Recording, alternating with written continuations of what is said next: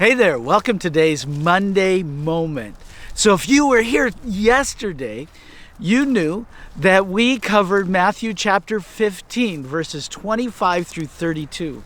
And this portion of scripture is interesting because it's the older son. It's the responsible son. He did everything right. He stayed with the father. He worked the father's property while the younger son squandered everything and ruined everything and broke entire relationship away. What's interesting about these two sons, as we look at them, we go, great older son, awful younger son. But the truth is that you could be, and I could be, lost with the pigs or lost in the pew, and we're still lost. And the parable of the older son, when we look at the older son, see, he was still lost.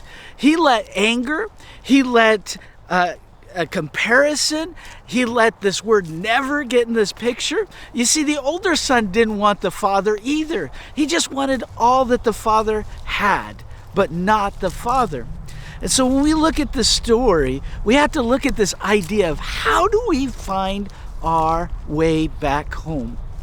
And yesterday we talked about hearing the voice of God. It's this idea or picture where God is speaking to our heart and we respond.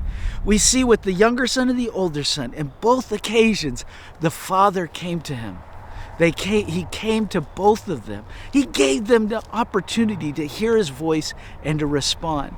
So if you're like the older son and you're trapped in anger, you're trapped in comparison, you're trapped in jealousy and pride and all these things, would you consider hearing God's voice, responding to him, and coming home? Thank you so much for engaging. I love you. I'm praying for you. See you later.